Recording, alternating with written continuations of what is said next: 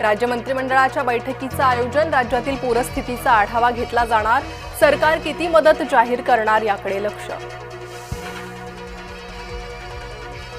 सोलापुरात सीना नदीला तिसऱ्यांदा महापूर, शेतकरी आणि ग्रामस्थांची पुन्हा चिंता वाढली, नदीकाठच्या गावांमध्ये पाणी शिरण्यास सुरुवात।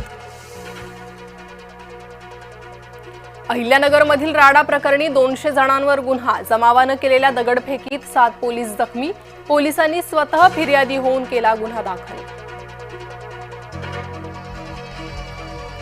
महाराष्ट्रातील सौहार्द बिघडवण्याचा प्रयत्न, मुख्यमंत्री फडणवीस यांचे चौकशीचे आदेश, अहिल्यानगरात रस्ता रोकोमुळे परिस्थिती बिघडली।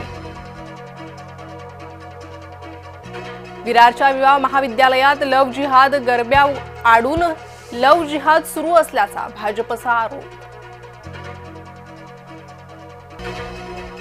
कोल्हापुरात एमआयएम पक्षाच्या कार्यालयाला विरोध, हिंदुत्ववादी कार्यकर्त्यांचा विरोध, पोलिसांनी काढली समजूत। ठाकरे गटाच्या दसरा मेळाव्याचा नवा टीझर प्रदर्शित, टीझरमध्ये 1966च्या मेळाव्यातील बाळासाहेबांचं पत्र, आठवणीतला दसरा मेळावा, ठाकरे गटाची कार्यकर्त्यांना भावनिक साद।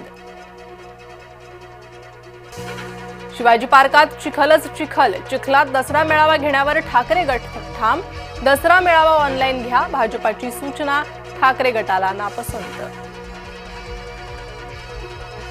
भाजप नेते प्रवीण दरेकर यांना मंत्रिपदाचा दर्जा, मुख्यमंत्री देवेंद्र फडणवीसांकडून आदेश जारी, प्रवीण दरेकर स्वयंपूर्ण पुनर्विकास प्राधिकरणाचे पहिले अध्यक्ष। महेंद्र दळवींना उत्तर देण्यास प्रवक्ते सक्षम, सुनील तटकरेंनी काढला दळवींचा स्तर, खालच्या पातळीवरील टीकेने फरक पडत नाही, सुनील तटकरे यांचं उत्तर। 5 ऑक्टोबरपर्यंत पंचनामे पूर्ण होणार, मंत्री बावनकुळेंच्या आदेशानुसार नुकसानीचे पंचनामे सुरू। मुख्यमंत्री देवेंद्र फडणवीसांकडून पूरग्रस्त जिल्ह्यांचा आढावा, लातूर, सांगलीसह जालन्यातील ग्रामस्थांना मदत। मराठवाड्यावरचं पूरसंकट कायम, नाथसागरमधील विसर्गामुळे गोदावरी फुगली, नाशकातही प्रचंड आव्हानात्मक स्थिती।